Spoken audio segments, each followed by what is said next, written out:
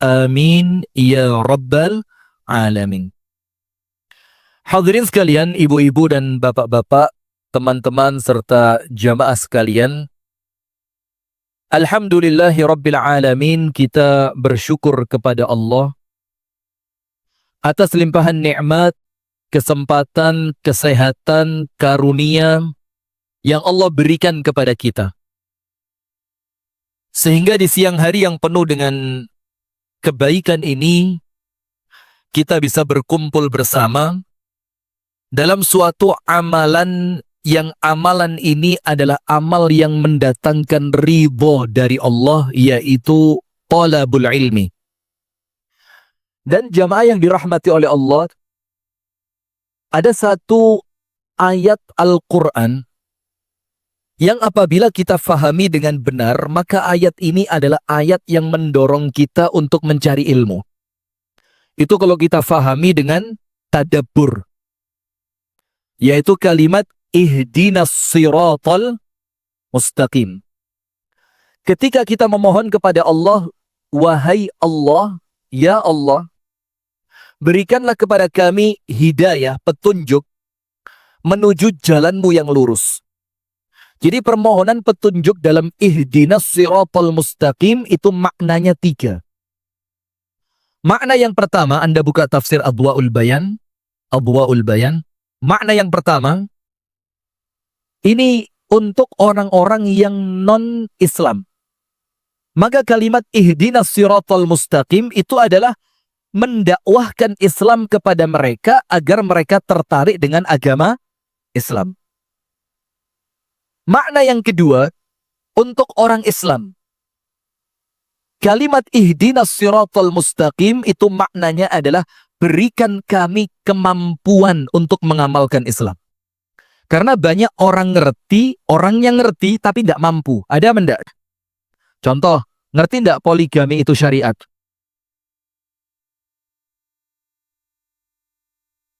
Contoh yang lain apa ya? Yang pas ini. Poligami aja, matur suwun ya, panjenengan yang tanggung jawab ya. Tolong kamera diarahkan ke beliau. Nah, banyak orang ngerti tentang wajibnya ibadah haji. Nggih napa nggih? Tapi tidak semua orang yang ngerti tentang wajibnya haji, mereka mampu dan diberi kemampuan untuk menunaikan ibadah haji. Betul apa tidak? Maka ketika kita mengucapkan ihdinas siratal mustaqim, itu yang kita minta adalah hidayah taufik. Dan taufik itu adalah kemampuan untuk mengamalkan Islam. Itu makna kedua. Nomor 1, untuk non-Islam agar masuk Islam.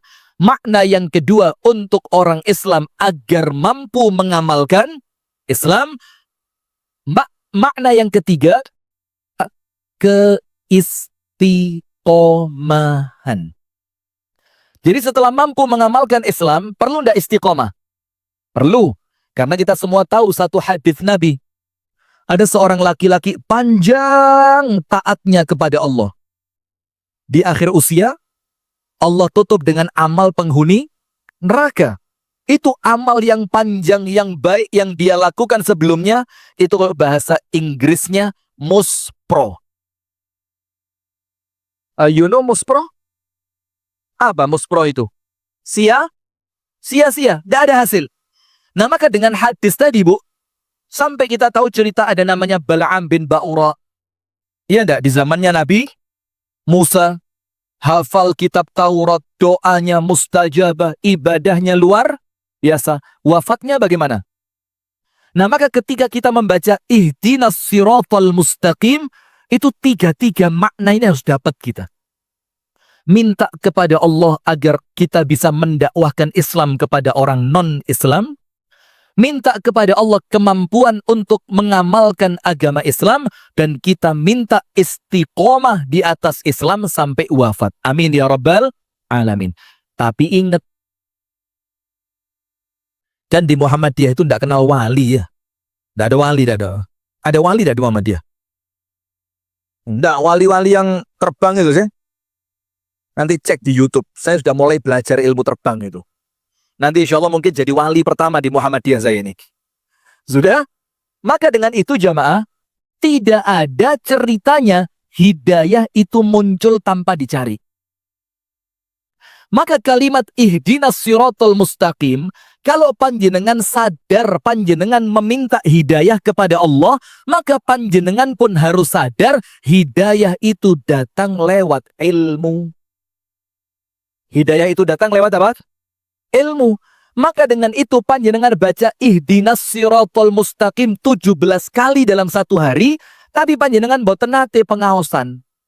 Panjenengan boten nate lenggah ten majelis taklim.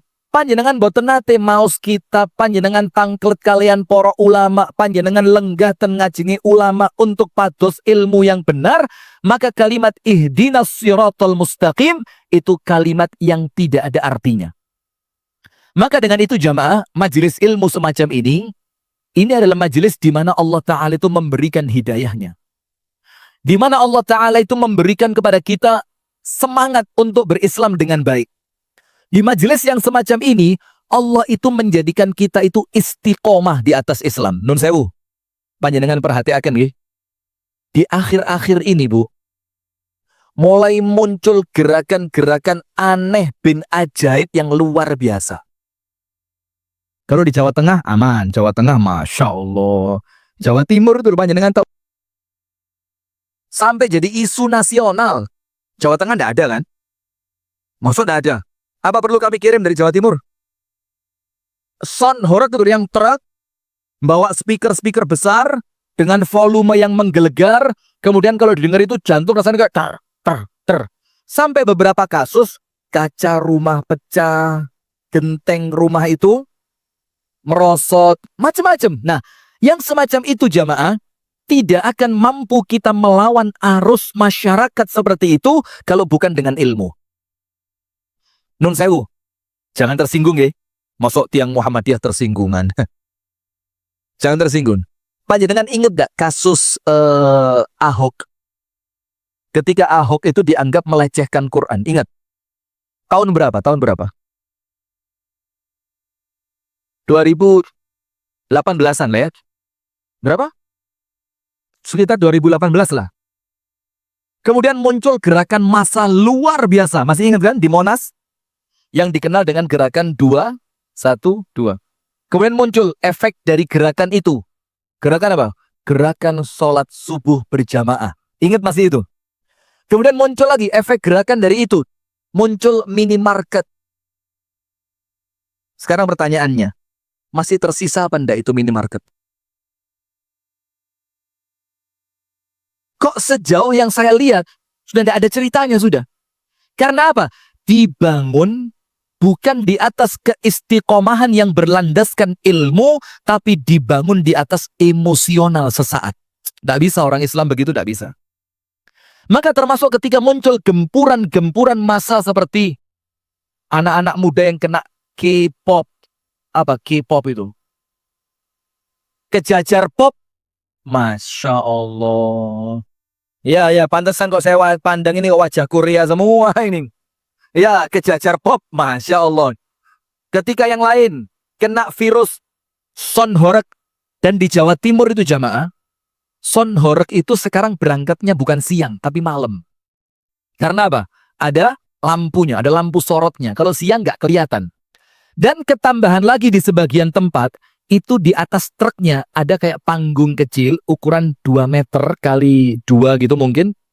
Itu untuk penari striptis. Anda tidak ngerti penari striptis, tidak ngerti Anda. Tidak ngerti. Apa? Ustadz? Penari striptis itu, loh. Zaman dulu orang, nun sewu, kalau uangnya elek, kepingin melihat maksiat yang semacam itu bayar masuk klub malam zaman dulu. Sekarang tidak pakai kita masuk ke klub malam, itu yang masuk ke kampung kita dilihat anak kecil. Maka tidak mungkin kita mampu melawan semua itu kalau bukan dengan ilmu. Tidak bisa kalau tidak pakai ilmu. Maka Nabi Muhammad mengingatkan apa? La takunu imma'atan. Ojo dadi uwong iku elo-eloan. Jangan jadi manusia itu sekedar mengikuti apa? Tren. Oh, trennya sekarang rambut diwarna ungu. Ungu kabeh. Oh, trennya sekarang hidung ditindik, tindik kabeh. Oh, trennya sekarang celana pensil, pensil kabeh. maka Anda tidak akan punya kemampuan untuk membentengi diri dari semua itu kecuali ilmu. Maka Rasul bilang, la takunu imma'atan. Janganlah kalian itu ikut-ikutan. Apa itu ikut-ikutan? In ahsanan nasu ahsantu. Lek menungso api, aku melok api.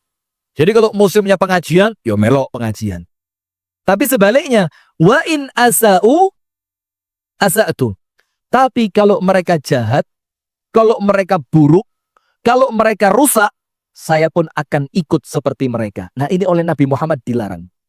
Dan panjenengan tahu bagaimana cara membentengi diri? Ilmu. Yang ilmu itu akan mengantarkan hidayah dari Allah ke dalam hati kita, sehingga umat Islam itu kokoh. Amin ya rabbal alamin.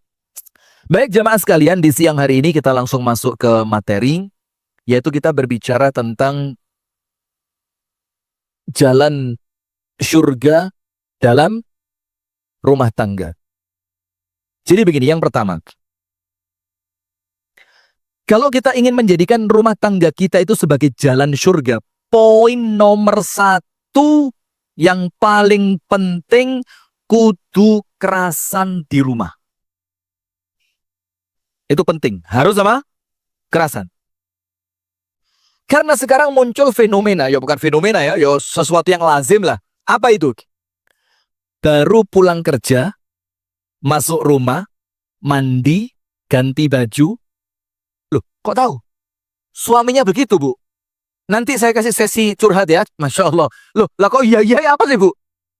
Nah ini bayangin, terkesan rumah itu gak betahi. Seakan-akan kalau masuk rumah itu perasaan kayak gak nyaman.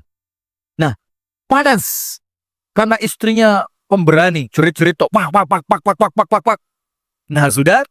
Maka poin pertama, kalau kita menginginkan jalan surga dalam rumah tangga, Anda buka, Allah berfirman dalam Al-Quran, Allahul ladzi ja'ala lakum min buyutikum sakana. Allah Ta'ala yang menjadikan rumah kalian itu apa? Sakan. Sakan itu apa? Yang pernah mondok. Kalau di pondok, sakan itu asrama. Kalau dalam ayat ini, Allah yang menjadikan rumah itu untuk kalian apa? Tempat tinggal. Dan sakan ini ibu-ibu sekalian, satu akar kata dengan sakinah. Sakinah itu apa? Tenang. Bahasa gampangnya apa? Tenang. Dan orang kalau tenang, umek apa enggak? Loh, orang tenang ya enggak mungkin umek. Umek tahu umek? Bukan umuk. Umuk ngaek, bukan. Lalu, umek itu apa? Obah terus gak nyaman, duduk salah, mulet kesuwen loro, senden gak penak, digawe melek meripat peri, digawe merem kok sungkan mbek tanggane, mosok pengajian digawe merem. Nah, maka orang itu kalau sudah sakinah, tenang, maka ndak akan umek dia. Nah, itulah yang diminta oleh Allah muncul dalam rumah tangga kita. Bagaimana ketika Anda masuk ke rumah, wes mandek, jejek, tenang, gak kepikiran metu. Dan satu akar kata dari kata sukun. Fathah, kasroh, dhamma, sukun. Fathah apa? A. Kasroh apa? I. Dhamma apa? U. Sukun. Ya apa suaranya sukun? Hamzah sukun. Ya apa sukun? Tidak ada suaranya. Maka orang itu dibilang dalam bahasa Arab ada harokat mutaharrikah. Mutaharrikah itu harokat yang bergerak. Fathah, kasroh, dhamma itu bergerak. Kenapa bergerak? Karena itu disuarakan. Tapi kalau sukun itu mandek, cep. Tidak ada suaranya. Mati, gak obah. Itu namanya sukun. Nah, maka kalau kita kepingin surga di rumah dan menjadi jalan surga kita, rumah itu harus menjadikan panjenengan ketika masuk di rumah tenang, ketika panjenengan di luar kepikiran pulang, kalau panjenengan tidak ketemu rumah, hati tidak tenang. Itu rumah yang akan mengantarkan kita menjadikannya jalan menuju sebaliknya. Panjenengan tahu neraka? Tahu? Ya dengar ceritanya loh, maksud saya tanya tahu panjenengan pernah masuk? Ngeri loh kejajar ini, Masya Allah. Atau panjenengan kena video AI itu. Hari pertama di neraka, cek. Lihat itu videonya. Wah, itu memang mlebu neraka tenan lak kuapo eram itu orang. Iya, sudah. Maka begini neraka. Ketika orang itu masuk ke dalam neraka, apa yang mereka ucapkan? Mereka itu wahum yastarikhuna fiha rabbana akhrijna minha. Orang itu kalau masuk neraka itu langsung minta keluar. Dalam ayat yang lain dikatakan yuriduna an yakhruju minha. Dalam ayat yang lain yuriduna an yakhruju minan nari wa ma hum bikharijina minha. Mereka itu minta supaya mereka bisa keluar dari neraka itu dalam keadaan mereka tidak mungkin keluar. Nah, maka kalau rumah tangga itu neraka, itu menjadikan penghuninya itu rasanya kepingin metu terus. Di rumah baru duduk ngopi jal. Ngopi cah. Kalau batur apa ngopi apa? Ngajak batur, ngajak ngopi apa? Ngopi len. Masya Allah. Ngopi bro. Baru di rumah. Istri juga sama. Baru pulang nganter anak sekolah.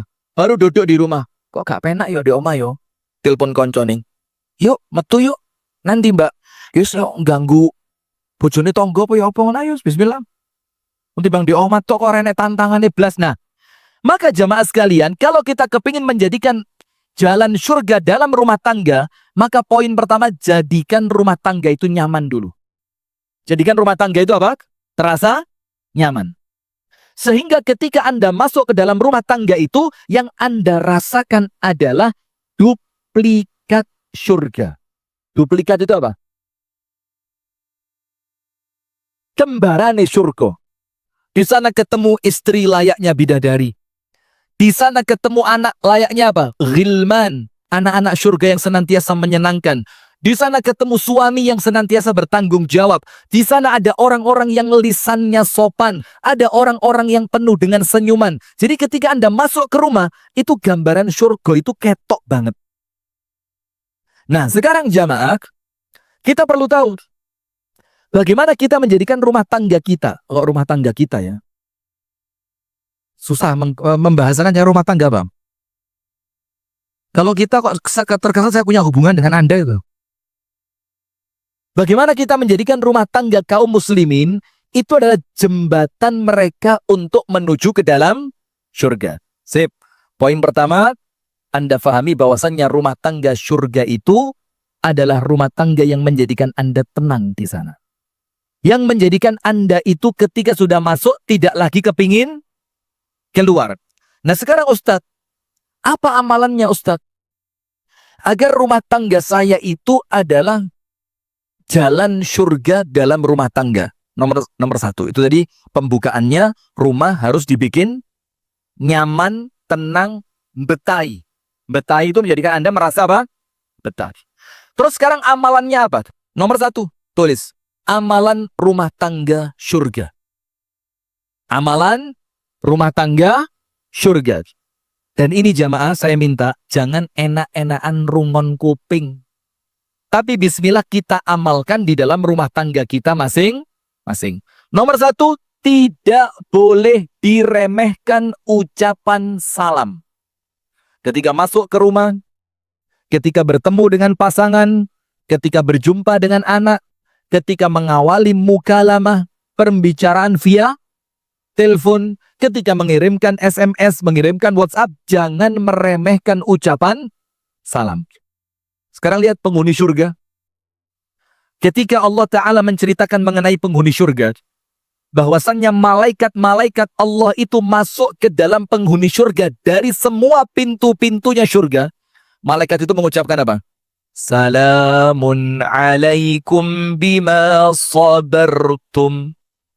Ucapan keselamatan untuk kalian karena sebelumnya kalian telah sukses di dalam bersabar waktu di dunia. Mereka mengucapkan apa? Salamun alaikum. Keselamatan, ucapan salam. Dalam ayat yang lain, Udkhuluha bisalamin aminin. Masuklah kalian ke dalam surga itu bisalamin, dengan ucapan salam. Maka kalau kepingin rumah tangga kita itu jalan surga, yang akan mengantarkan kita ke surga yang hakiki, maka jangan pernah meremehkan ucapan salam ketika masuk ke rumah. Jangankan rumah yang berpenghuni. Boleh enggak kalau Anda masuk rumah yang tidak berpenghuni, panjenengan ucapkan salam? Boleh apa enggak? Bukan boleh. Malah itu yang disuruh. Karena Rasul mengatakan, kalaulah di rumah itu tidak ada penghuninya, maka ucapan itu kembali kepada kalian yang mengucapkannya, yang membacanya. Dan salam ini jamaah, itu punya kekuatan yang luar biasa. Karena salam itu apa? Assalamu alaikum. Kita berdoa keselamatan. Mugi-mugi selamat. Wa rahmatullah, dan semoga Allah memberi rahmat. Rahmat itu apa sih, Bu? Yo, pertolongan, kemudahan, kebaikan, itu semuanya rahmat. Jadi ketika Anda ketemu anak Anda, Assalamualaikum warahmatullahi wabarakatuh. Itu doanya seorang orang tua kepada siapa? Anak. Nak, mudah-mudahan kamu selamat, nak. Mudah-mudahan kamu mendapatkan rahmat Allah, nak. Mudah-mudahan kamu mendapatkan keberkahan dari Allah. Anda buka kitab hadis Al-Adabul Mufrad. Kitab apa? Adabul Mufrad. Itu Abu Hurairah radhiyallahu taala anhu, setelah ibundanya masuk Islam, itu setiap pagi dan sore dalam kitab Adabul Mufrad milik Imam Bukhari, itu mengucapkan salam ke ibunya. Anda tahu tujuannya apa? Hanya supaya ibunya bales salam, karena dia tahu salam itu adalah doa. Sampai sengaja dia tarik untanya, dia tunggang untanya, kemudian dia datang ke rumah ibunya. Kemudian depan pintu ibunya, dia ucapkan apa? Assalamualaikum warahmatullahi wabarakatuhu ya ummah. Bu, semugi-mugi panjenengan selamat. Mugi-mugi panjenengan pinaringan rahmat. Mugi-mugi panjenengan pinaringan barokah saking Gusti Allah. Ibunya dibuka pintu sama ibunya. Nak, waalaikumsalam warahmatullahi wabarakatuh. Akhirnya Imam Bukhari, Abu Hurairah itu mendapatkan apa? Kalau bahasanya orang sekarang, itu dapat yang namanya afirmasi positif. Serang ngerti yang memang ini bahasa intelek ini. Ini kalau udah anak kampus gitu serang ngerti plus ini. Akhirnya dapat apa? Afirmasi positif. What the meaning afirmasi positif? Sugesti. Mendapatkan apa? Sugesti yang positif itu langsung otaknya itu mendapatkan sugesti sampean selamat, sampean oleh rahmati Gusti Allah, sampean entuk barokai Gusti Allah. Nah sekarang, kalau kita masuk ke rumah dengan doa itu, apa manfaatnya? Nomor 1, doa untuk penghuni rumah dan doa kebalikannya untuk Anda. Anda ndonga dibales ditungakni. Maka kalau salam ojo males, belum. Kum. Ada lagi ASS as. Ada lagi ASS WRWB. ASS WRWB. Bahkan di undangan Muhammadiyah, Pak. Di undangan rapat cabang, rapat ranting itu Assalamualaikum WRWB. Masya Allah. Lo kari nulis toh, apa susahnya? Apalagi sekarang kan tidak pakai ngetik, tinggal klik copy paste. Bukan copy paste di sini copy paste.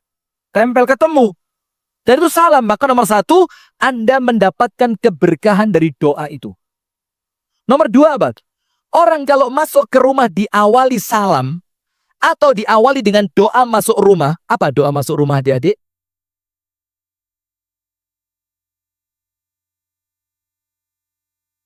Muhammadiyah kejajar. Bahkan enten pauten ngeriki. Wonten. Apa doa masuk rumah? Masya Allah, ini mesti bu guru PAUD ini. Lega bu guru PAUD serah mungkin apal. Ini pun apalnya bukan karena apa? Karena itu masuk dalam kurikulum pengajaran. Matur suwun Bu Guru. Bismillahi walajina. Bismillahi kharajina. Wa 'alallahi rabbina tawakkalna. Dengan nama Allah saya masuk, dengan nama Allah kelak saya keluar, dan kepada Allah aku bertawakal sebagai Tuhanku. Nah sudah, maka ketika orang doa masuk rumah seperti itu atau mengucapkan salam, apa yang terjadi? Setan dari kalangan bangsa jin yang gemandul. Gemandul itu apa? Yang nempel di tubuhnya dia itu otomatis rontok. Kalau itu rontok, panjenengan masuk ke rumah, setan gak melu masuk, rumah itu terasa nikmat, terasa adem, terasa bahagia, terasa menenangkan, dan terasa menyenangkan. Kenapa? Yang bikin sumpek itu ketemplean. Suami masuk. Pak, kopi. Sirang, lu garam, kopi. Istri keluar dari kamar, krek. Astagfirullah. A'udzubillahi minasyaitonirrajim. Itu wajah suami kecampuran setan. Aroma tubuhnya suami kecampuran. Dan mohon maaf, pengaruh setan dalam rumah tangga manusia itu tidak bisa diremehkan. Besar. Maka dengan itu apa? Setannya rontok. Kemudian setannya yang tadi nempel itu ngomong apa? Bas, gak entuk nggon turu, gak entuk mangan, gak entuk nikmat. Kenapa? Dia terlanjur rontok karena diawali dengan ucapan salam. Nah maka ucapan salam seperti ini jamaah, biasakan di rumah tangga kita. Itulah rumah tangga surga. Orang-orang di surga itu kalau ketemu saling mengucapkan apa? Salam. Kalau kepingin rumah itu jadi jembatan kita untuk benar-benar masuk ke surga yang hakiki, munculkan salam dalam rumah tangga. Anak-anak diajari. Nah, kalau mau berangkat sekolah, salim sama orang tua. Minta doa sama orang tua. Orang tua doain anaknya. Sebelum pisah, ucapkan apa? Salam. Nanti kalau dijemput, ketemu lagi sama ibunya, ketemu sama bapaknya, ketemu kakak dan adiknya, ketemu mau masuk ke dalam rumah, ucapkan salam. Itu poin yang pertama, amalan supaya apa? Jalan surga itu kita dapatkan dalam rumah tangga. Nomor 2. Jamaah yang dirahmati oleh Allah Subhanahu wa taala, bagaimana jalan surga dalam rumah tangga itu? Panjenengan cek amalan-amalan penghuni surga. Jadi kalau nanti panjenengan biiznillah dengan rahmatnya Allah, panjenengan masuk surga tanpa hisab, tanpa azab. Nanti misalkan biiznillah dengan izin Allah, panjenengan masuk surga tanpa hisab, tanpa azab. Tahu apa? Malaikatnya kabur sudah. Baik, susah ini dongakne apik mendel mawon. Tapi ya bagus lah ya, tahu diri kan ya. Karena model-model panjenengan kayaknya susah memang. Dan insya Allah semuanya dapat. Amin ya rabbal alamin. Maka orang itu ketika masuk surga jamaah, di dalam surga gak nganggur. Weh masuk surga terus duduk. Loh, surga, bahkan surga itu yang menjadi nikmat itu karena amalannya. Makan, ngobrol, ketawa ketiwi, duduk adep-adepan di dipannya masing-masing. Nanti kalau hari Jumat ada yang namanya pasar Jumat, yang mereka berangkat pulangnya tambah ganteng, sing wedok tambah elek, sing wedok tambah ayu. Itulah aktivitasnya. Nah, maka orang itu kalau masuk surga itu gak meneng begini. Tapi apa? Ada aktivitas. Nah, aktivitas penghuni surga itu masukkan ke rumah panjenengan. Nomor 2. Nomor 1 tadi apa? Ucapkan salam. Nomor 2, orang itu ketika masuk surga, yang pertama kali mereka ucapkan apa? Cuy, berat kejajar ini, berat ini. Ini harus ngundang saya seminggu sekali ini. Kalau enggak kayaknya akan tetap begini-begini aja ini. Masya Allah. Pengen lagi Ustadz kok greget nyerah. Sudah, apa ucapan pertama? Alhamdulillahilladzi hadana lihada wa ma kunna linahtadiya laula danallah. Atau doa ayat yang lain, wa akhiru da'wahum anil hamdulillahi rabbil alamin. Itulah ucapan penghuni surga. Diawali dan diakhiri dengan syukur. Maka penghuni surga itu ketika Allah masukkan, belum. Insya Allah yang pertama ketua PCM. Nah, telat. Saya ganti. Insya Allah yang pertama ketua PCA. Mana ketua PCA-nya? Oh, istrinya. Oh, Masya Allah. Bagus lah ya. Insya Allah nanti kompak lah masuk surga bareng. Amin ya Rabbal Alamin. Sudah? Itu ketika masuk, belum. Langsung apa? Alhamdulillahilladzi hadana lihada. Segala puji bagi Allah yang telah mengantarkan dan membimbingku untuk ini. Ini maksudnya apa? Masuk ke dalam surga. Wa ma kunna linahtadiya laula an hadana Allah. Dan tidak mungkin kami sampai pada posisi ini kalau bukan karena bimbingannya Allah. Itu awalnya. Akhirnya apa? Wa akhiru da'wahum anil hamdulillahi rabbil. Dan akhir dari semua ucapan mereka, hamdalah. Alhamdulillahi rabbil alamin.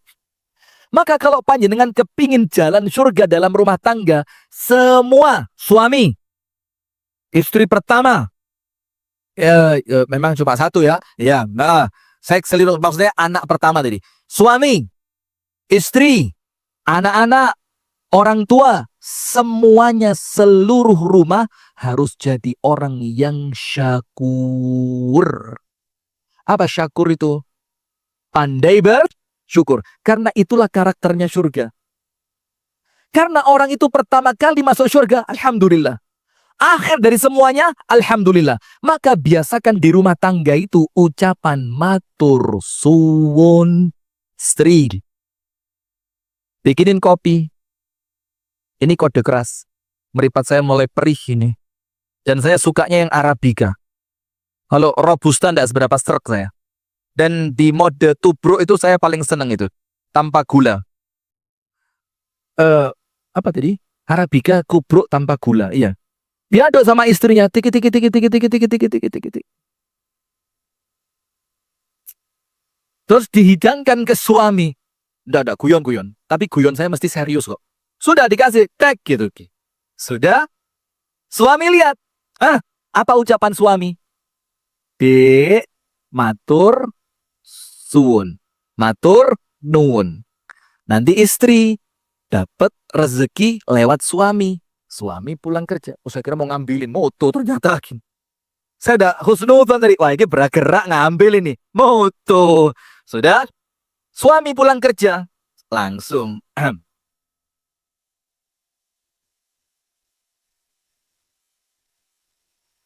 Uang kecil. Langsung cek. Masih kaku. Saya kalau duit lecek itu sudah tidak suka saya. 3, 4. Oh 5. Langsung disetor ke suami, ke istri. Dek, nyoh. Menderita sekali Anda. Ngasih istri kok kayak setor sama bos. Nyoh. Sudah, ketika istri dapat uang semacam itu dari suami, ucapkan apa? Kok mek sakmene, Mas? Apa ucapannya?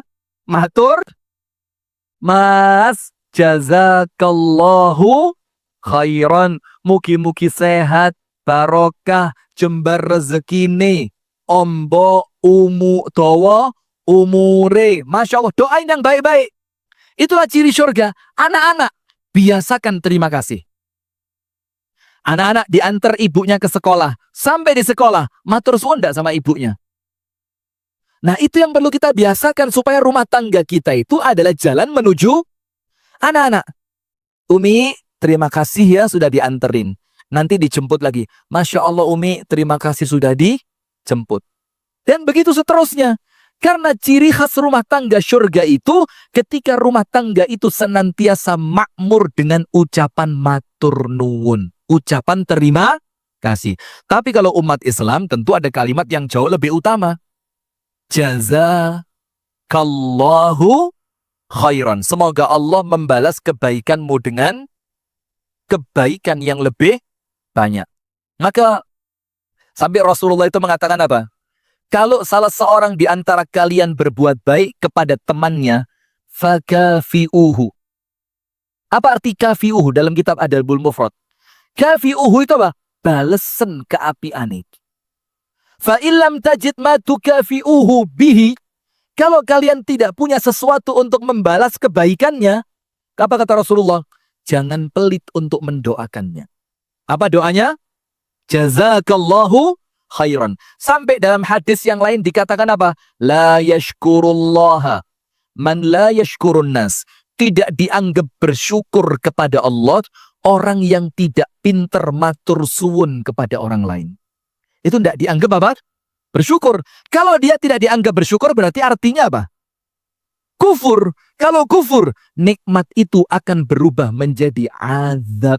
Maka rumah tangga kering dari syukur akan menjadi rumah tangga yang penuh dengan penderitaan. Poin keberapa?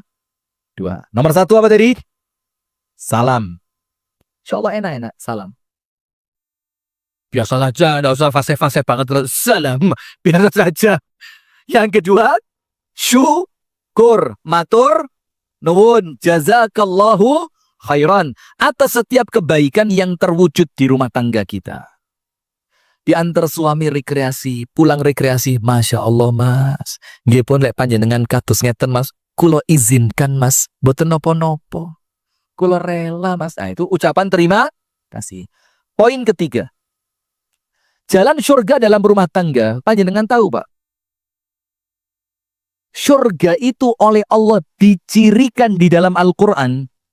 Fa'aqbala ba'duhum ala ba'di yatasa'alun. Enak suara saya ya? Baru di sini loh suara saya enak itu, Masya Allah. Ini speakernya bagus ini mas ini. Fa'aqbala ba'duhum ala ba'din. Satu dengan yang lain adep-adepan. Adep-adepan itu apa? Berhadap-hadapan. In English, face to face. Tak ajari Anda, tak ajari. Jangan sombong, ini tutor bahasa Inggris. Maka mereka itu berhadap-hadapan di surga. Apa yang mereka lakukan? Yatasa'alun. Saling berbicara. Berbincang-bincang. Saling menanyakan keadaan satu dengan yang lain. Sekarang lihat. Kalau rumah tangga seperti terminal. You know terminal? Apa terminal? Ya tempatnya bis, tempatnya angkutan umum, orang transit dari satu kota pindah ke kota yang lain. Kalau terminal, obrolan di terminal itu apa? Sekedar basa-basi. Jengeten pundi mas? Jengeten Bujang Sari. Lo Bujang Sari pundi toh? Mriko lho Masjid Al-Hasbi. Oh. Lah panjenengan badhe pundi, Pak? Walah kula niki nggih dereng semerep badhe ten pundi wong diusir kalian istri. Walah. Nasib, Mas. Sudah. Itu terminal, obrolan itu cuma apa? Formalitas. Mau sore lungguh jejeran kali tiang lentu kok mboten ngobrol. Itu terminal, basa-basi. Mau kemana? Oh, Malang. Oh ya sudah, kalau panjenengan mau kemana? Jakarta. Oke, selesai. Tidak ada kemudian saling mencintai, saling mendoakan, berbicara dengan tulus, saling mengingatkan. Tidak ada di terminal. Maka kalau kemudian obrolan di rumah tangga kita cuma basa-basi, yaitu bukan rumah tangga surga, tapi apa? Terminal. Bapaknya datang. Ya apa pak di kantor tadi? Sekretarisnya cantik. Langsung murup sing lanang. Nyender. Sik teko durung enek kopi wis sekretaris cantik. Nah, maka repot ini.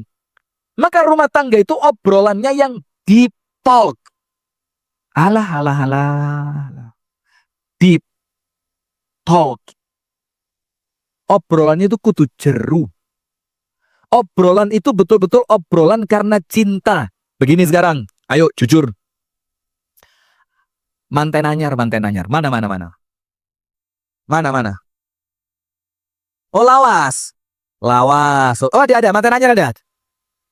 Mbak mana ini? Mbak manten anyar, sering ngobrol enggak dengan suami mbak? Enak ya ngobrol sama suami ya? Anyar. Tanya sama yang lawas-lawas itu. Nanti lama-lama ruwet ngobrol sama suami. Dijak ngomong sak kecap ngamuk rong dino ya. Nah, sekarang pertanyaan. Anda ketawanya kok menghayati sekali Anda. Sudah? Itu rumah tangga surga masih baru. Sik seneng-senengi, jaim-jaiman, masih saling menjaga aib, masih saling melayani, saling toleransi. Maka ngobrol itu rasa apa? Penak ngono. Suami keluar baru 2 detik, Mas kangen. Nanti istri di dapur masak, ojo suwi-suwi lek masak, Indomie ae rapopo wis. Aku ra iso mbok tinggal suwi-suwi tepret, Masya Allah.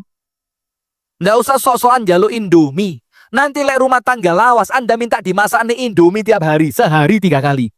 Sampai waleh Indomie Anda nanti. Nah sudah, artinya begini, kenapa di awal rumah tangga obrolan itu kok nyaman, enak, penuh dengan senyuman, saling cerita. Sekarang kok obrolan itu hilang.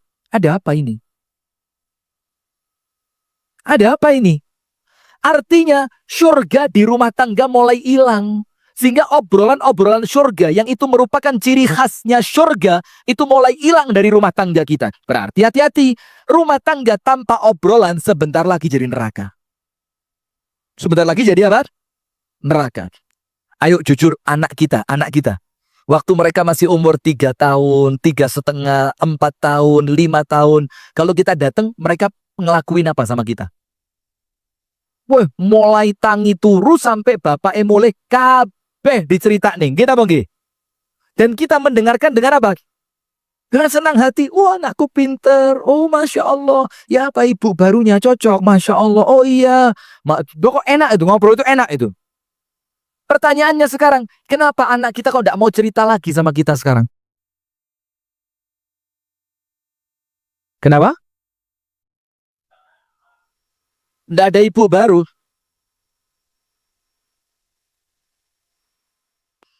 Tolong saya jangan dipancing. Saya ini kepingin ngaji yang serius gitu loh. Lah, mbok pancing terus ini agak serius-serius ini. Nanti branding saya rusak loh ini. Saya itu ustadz yang kalau ceramah itu serius. Kalau panjenengan ganggu terus ini brandingnya bisa rusak ini. Sudah lanjut. Nah, pertanyaannya jamaah, kenapa obrolan yang dulu begitu nyaman dengan istri, suami, anak, kok sekarang obrolan nyaman itu tiba-tiba hilang? Karena rumah tangga kita sudah kehilangan surganya. Rumah cuma jadi tempat transit, datang, tidur, bangun, mandi, berangkat. Datang, tidur, bangun, mandi, berangkat. Datang. Jadi kesannya bukan kayak rumah lagi. Ini seperti apa? Terminal yang kalaupun ada obrolan itu cuma obrolan apa? Basa-basi. No. Apa? Tidak ada artinya.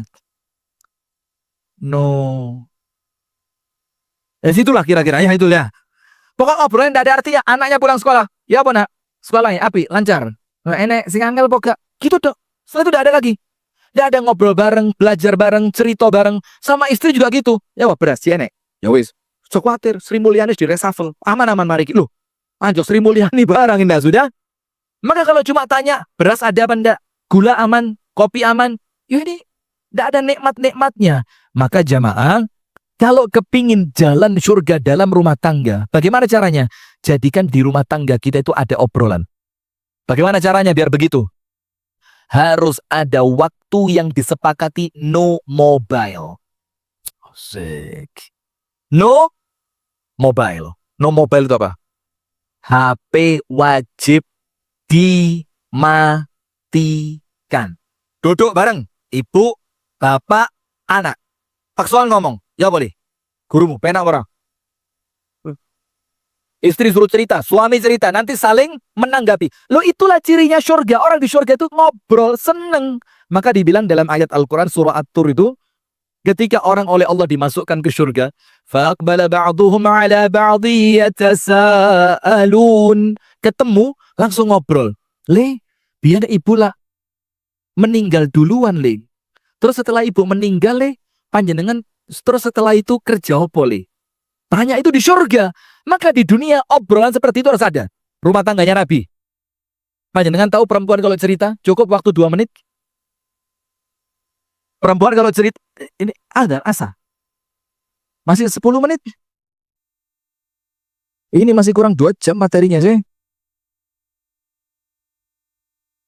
Ya nanti kita lanjutkan di Bujang Sari ya. Begini. Perempuan itu kalau cerita, Pak, non sewu nggih, ndak bisa. Ditunda besok ndak bisa. Ini napan turu suami istri. Suami pulang kantor mripate perih ngantuk. Istri bilang, "Mas, aku teh cerita, meneh yo, Dik." Itu meneh episodenya udah berbeda. Cerita tadi malam ndak jadi keluar itu. Itu perempuan. Dan perempuan itu tidak akan pernah bisa cerita dengan gaya yang pendek. Dari mana? Cukup jawab apa? Pasar. Selesai. Perempuan ndak bisa. Dari mana? Pasar, Mas. Bayu, Mbak. Betul, Mbak Sri, Mas. Tobruk, tobruk. Tobruk. Matur suwun saya. Ini kalau kopinya datang jam 5 tenan ini baru selesai. Matur suwun saya. Oh, baunya enak. Tapi kayaknya bukan kopi baru ini. Ini sudah agak lama kayaknya kopinya nih. Iya, selawas iki. Lah greget neram, ora usah diundang makan. Oh, kenceren saya.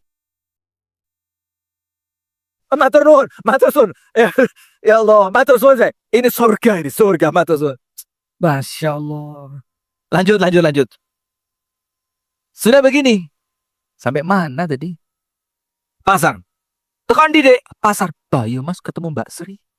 Lah bojone lek mati yo, Mas. Lah kok bendino keramas terus, Mas?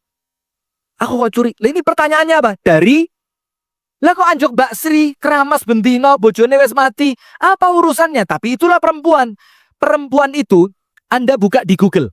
Di Google. Sekarang kalau tidak percaya. Perempuan yang sehat secara mental, mentalnya health. Health. Itu apa? Dia akan banyak cerita. Tapi perempuan yang sakit secara mental, tertekan, merasa terancam, merasa tidak nyaman, itu apa? Ono apa, Dek? Kepengen jalan-jalan, pora? Terus kepinginmu apa, Dek? Besok masuk berita, gantung diri. Masya Allah. Nah, maka perempuan itu kalau sehat, batinnya ngomong. Itu perempuan. Saya kasih cerita rumah tangganya Nabi. Nabi Muhammad itu jamaah orang paling capek sak dunia. Anda kalau pengen tahu kesibukannya Nabi Muhammad, pernah putrinya yang bernama Siti Fatimah itu mencari ayahnya ke rumah ibunda Aisyah. Mulai duha, ayahku mana? Belum datang. Menjelang zuhur, ayahku mana? Belum datang. Ba'da zuhur, belum datang. Setelah asar, belum datang. Ba'da isya, belum datang. Sampai ibunda Aisyah merasa sungkan sama Fatimah. Terus ngomong apa? Sudah Fatimah, jangan mondar-mandir, kesian kamu. Nanti kalau ayahmu pulang, aku beritahu bahwa Fatimah perlu dengan dia. Oke. Dan Anda tahu jam berapa Rasulullah mendatangi Siti Fatimah? Pas tengah malam. Itu capeknya Nabi Muhammad. Lah kita ini sok kesel. Apa Anda ini ngopi yang kesel? Mulai ngopi jangan ngomong istri. Panso aku kesel lagi. Lo mulai ngopi jangan ngomong kok kesel. Rasa ngopi aja karuan. Kalau ini boleh.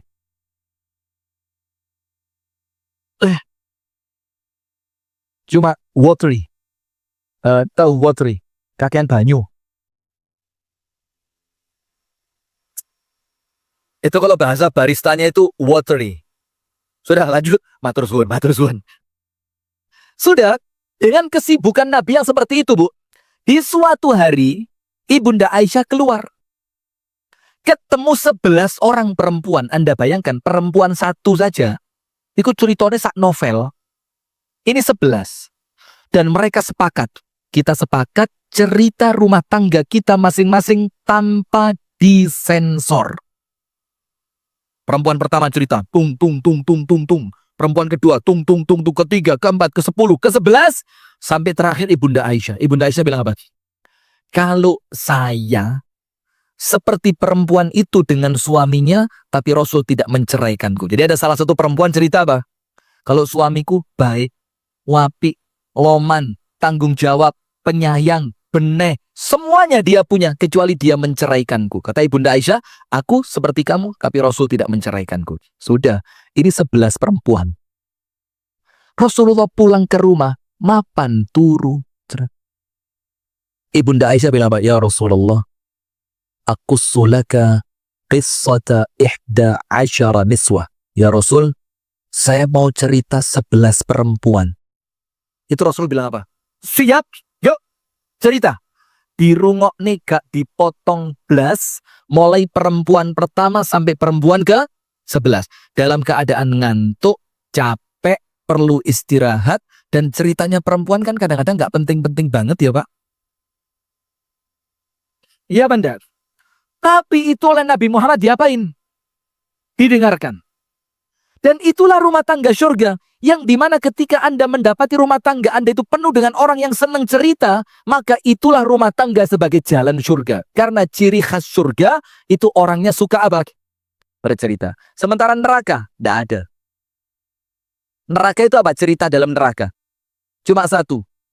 Penghuni neraka minta kepada Allah dipertemukan dengan orang yang telah menyesatkannya. Ya Allah, taruh dia di bawah kakiku ya Allah, aku mau injek dia, wa atihim du'afaini minal azab, dan kasihkan untuk dia azab 2 kali lipat. Itu neraka. Senengannya apa? Saling menyalahkan, ilo-iloan, gara-gara kamu.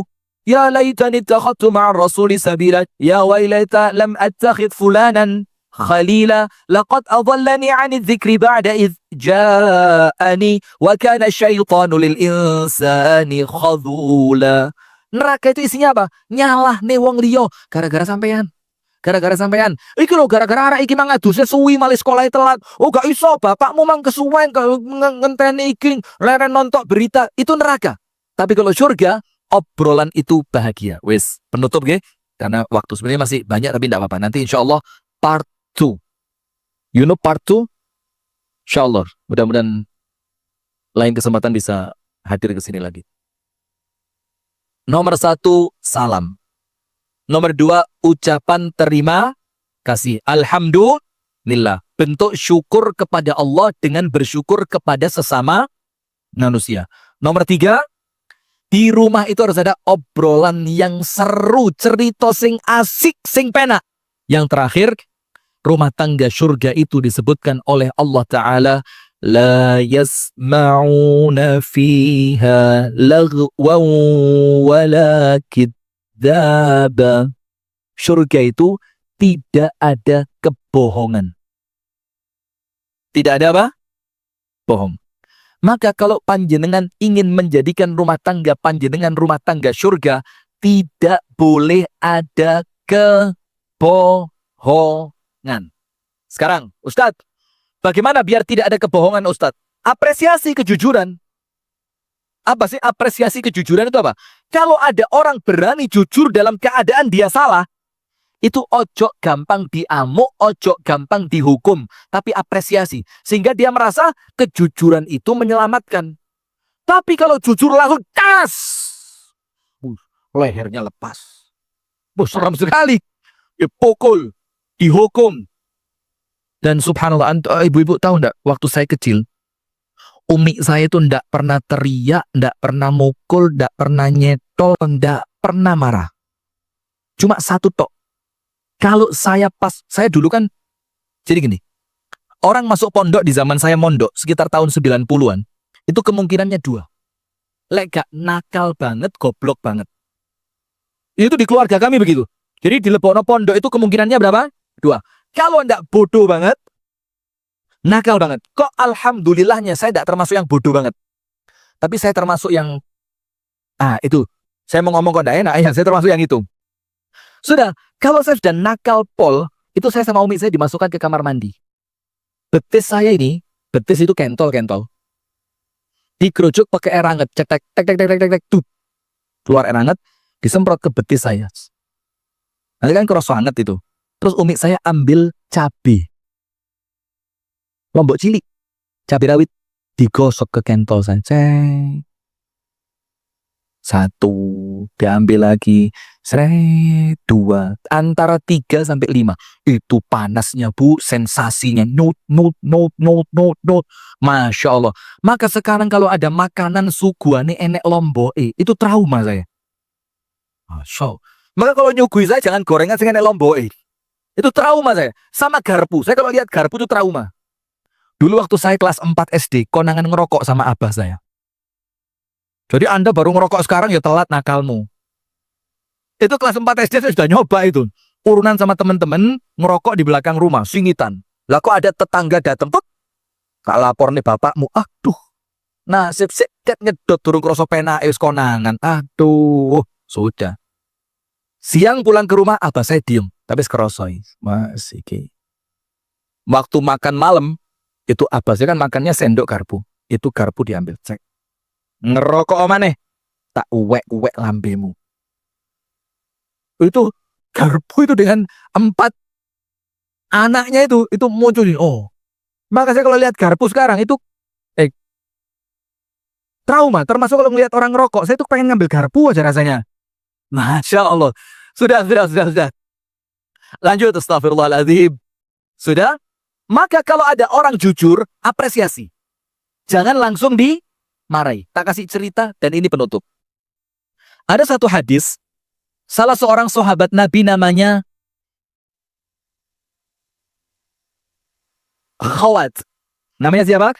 Khawat. Namanya Khawat. Khawat ini masih muda. Nom, ganteng. Sama Nabi Muhammad diajak pergi perang. Dengan rombongan beberapa orang perempuan sebagai pelayan. Untuk apa? Ngerawat yang sakit, membuatkan masakan, memberi minum pasukan perang yang kehausan. Setelah perang selesai, pulang itu terus. Rasulullah istirahat di suatu tempat. Bikin tenda. Ada tendanya perempuan, tendanya laki, tendanya Rasul, tendanya Khawat. Sudah? Di suatu pagi ketika rombongan pulang perang itu mau melanjutkan perjalanan, Khawat ini keluar dari tendanya. Lah kok kelihatan beberapa orang perempuan sedang duduk kemas-kemas. Wih, namanya anak muda, ganteng. Masuk lagi ke tenda. Salin batik Muhammadiyah kejajar. Ganti baju dia. Langsung pakai parfum, rambutnya dirapiin. Duduk bareng perempuan tadi. Duduk ikut nimbrung. Apa itu? Bisa saya bantu enggak? Gitu kan? Ya normal lah, manusia masih muda juga kan. Nggak lama Rasul keluar dari tendanya. Rasulullah lihat, lu, Khawat. Rasul tanya, ma bika ya Khawat? Khawat, ngapain kamu di tempatnya perempuan? Itu Khawat langsung panik. Salah tingkah. Rasul lari, duduk, menghadap Nabi Muhammad, mengatakan apa? Ya Rasulullah, unta saya hilang. Unta saya hilang. Padahal bohong ini. Dan Rasulullah tahu. Rasulullah bilang apa? Oh ya sudah Khawat, cepat dicari ya. Jangan sampai hilang loh. Eman, karena unta itu harganya mahal. Sudah. Menjelang siang, pasukan siap mau pulang ke Madinah. Rasul parani. Khawat didatengin. Khawat, ketemu unta nih. Oh duh. Ketun Khawat ini. Ya Allah, bohong sekali jadi 2. Khawat ngomong apa? Ini jujur salah, bohong tambah. Belum ketemu ya Rasul. Rasulullah bilang apa? Golek ono lo. Eman, unta regone larang. Sudah jalan sampai di Madinah. Khawat mau kabur. Oleh Rasulullah dicegat. Khawat, unta gimana unta? Aduh, Masya Allah. Siji dari telu sekarang. Belum ketemu ya Rasul. Apa kata Khawat? Cari loh Khawat. Kalau perlu cari temen. Ya dicariin bareng-bareng. Karena unta itu harganya mahal. Sudah. Sholat Khawat. Kepikiran, aduh gila sholat nang masjid. Peduk Rasul, ditakoni mana ini? Sampai mulai hari itu Khawat, datangnya paling terakhir, pulangnya paling cepat. Itu loh kegelisahan orang lek bohong itu. Sudah, sampai suatu hari, Khawat masuk ke Masjid Nabawi sholat duha. Rasulullah lihat Khawat masuk, kesempatan. Rasul duduk di belakangnya, pas Khawat itu rokok begini.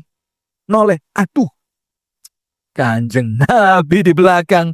Apa yang terjadi? Dalam hadisnya dikatakan fakana yutawwilu salatahu, langsung sholatnya dipanjangin. Rasulullah gak bingung tawa nih. Tak anteni gini. Panik itu Khawat. Waduh, ini sholat kalau gak beres-beres kepentok adzan zuhur ini. Berhenti aja. Assalamualaikum warahmatullahi. Assalamualaikum warahmatullahi. Rasul tanya, Khawat, onta. Langsung Khawat bilang, wis, gak ada pilihan lain. Harus jujur. Datang Khawat, ya Rasulullah, maafin saya ya Rasul. Saya ini ndak ono unta hilang, ndak ada. Cuma waktu di tenda itu ya Rasul kepencut orang wedok itu ayu-ayu lho ya Rasul. Ya Allah, lho panjenengan kowe mboten ngertos ya Rasul. Lah kok ditakoni ono apa barang maling ngapusi, panjang sudah. Setelah Khawat jujur, panjenengan tahu ndak dimarahi. Rasul malah mendoakan, rahimakallahu ya Khawat, rahimakallahu ya Khawat, rahimakallahu ya Khawat. Semoga Allah merahmatimu Khawat, semoga Allah merahmatimu, semoga Allah merahmatimu. Langsung panik Khawat, salah tingkah. Langsung Rasul pindah pembicaraan. Rasul bilang apa? Kaifa abuka ya Khawat? Bagaimana kabar bapakmu? Supaya anak tadi tidak merasa apa? Salah tingkah. Sudah aman, nyaman, tenang. Baru 10 hari berikutnya Rasulullah mengucapkan satu hadits yang kita semuanya apal. Apa Rasul katakan? Alaikum bisidqi fa inna sidqa yahdi ilal birri wa innal birra yahdi ilal jannati wa iyyakum wal kadhiba fa innal kadhiba yahdi ilal fujuri wa innal fujura yahdi ilan nar. Ditunggu 10 hari. Apa Rasul bilang?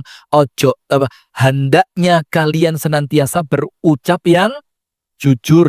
Karena kejujuran itu mendatangkan kebaikan. Karena kebaikan itu akan mengantarkan kalian masuk ke dalam surga. Ingat, kebaikan mengantarkan kemana? Surga. Sebelum kebaikan diawali apa? Jujur. Maka kalau di rumah tangga banyak bohong, neraka. Terus dilanjutkan sama Rasul. Dan jangan pernah bohong. Karena bohong itu mengantarkan pada keburukan. Dan keburukan mengantarkan pada api neraka. Apa kata Khawat? Menungsot top Kanjeng Nabi ini. Rasulullah jaga perasaan saya. Sampai hadis ini diucapkan 10 hari setelah saya ngaku bohong. Coba kita. Mau disindir terus yuk. Mulai pertama, kandane aku lo ngerti. Jadi sampai ini ngapusi. Nggak ada. Rasulullah mengapresiasi. Maka anak-anak panjenengan gelas pecah. Tor. Anda punya 2 pilihan. Pilihan pertama, tanya. Tapi kalau anak panjenengan ngaku jangan dimarahi. Nanti menjadikan dia tidak akan takut berkata jujur. Kalau tor. Sahabat yang baca. Udina. Udin. Tak rujak sirahmu nak. Masya Allah. Ini besok tidak berani jujur lagi dia. Atau kemungkinan kedua. Tidak usah ditanya sekalian. Karena tidak mungkin gelas jatuh tanpa sebab kan. Mesti ada sing nyenggol. Hampir beneran nih tadi. Mesti ada sing nyenggol. Nah, daripada nanti harus bohong, karuan ndak usah apa? Ndak usah ditanya. Nah, maka kalau panjenengan kepingin rumah tangga surga, rumah tangga yang di dalamnya tidak boleh ada dusta. Ibu-ibu ditanya, "Lho, mosok duit belanja wingi sing 20 juta rong dina wis entek?" "Iya lho, Mas." Kenapa? Kenapa? What's wrong? Ada apa? 25 juta? Kecil. Oh, saya itu kalau ngasih istri itu kadang-kadang tak lebih. Kadang-kadang 5.000, kadang-kadang 6.000. Sudah. Maka tanya suami, uang kok habis kenapa? Jujur Bu. Anu Mas, wingi nek koncoku loro, kecelakaan, ketabrak truk sirahe pecah. Sampai tidak bisa dikenali lagi Mas, irungnya pindah nang buri gini loh Mas, Masya Allah. Iku lah yo nyambangi rono takziah Mas, iku tak sangoni Mas 24 juta 900. Tadi kari susu 1. Nah karuan jujur daripada anu ya apa Mas, sekarang harga lombok naik, beras naik, Bruce Lee Mulyani naik, turun. Nggak usah bohong, jujur saja. Karena kebohongan itu mengantarkan pada keburukan dan keburukan mengantarkan pada api neraka. Salam syukur ngobrol jujur. Salam syukur ngobrol jujur. Nanti insya Allah 4 berikutnya, tidak tahulah kapan waktunya, mudah-mudahan saya datang ke sini lagi. Amin ya rabbal alamin. Barakallahu fikum. Itu yang dapat kami sampaikan di sore atau di siang hari yang penuh keberkahan ini. Semoga apa yang kami sampaikan bisa benar-benar membawa kebaikan untuk rumah tangga kita bersama. Dan semoga majelis kita ini menjadi majelis yang diridhoi oleh Allah Subhanahu wa Ta'ala. Dan perpisahan kita insya Allah dalam keadaan dosa-dosa kita oleh Allah telah diampuni. Amin ya rabbal alamin. Kami tutup dengan doa kafaratul majelis. Subhanakallahumma wa bihamdika Ashhadu an la ilaha illa anta astaghfiruka wa atubu ilaik. Assalamualaikum.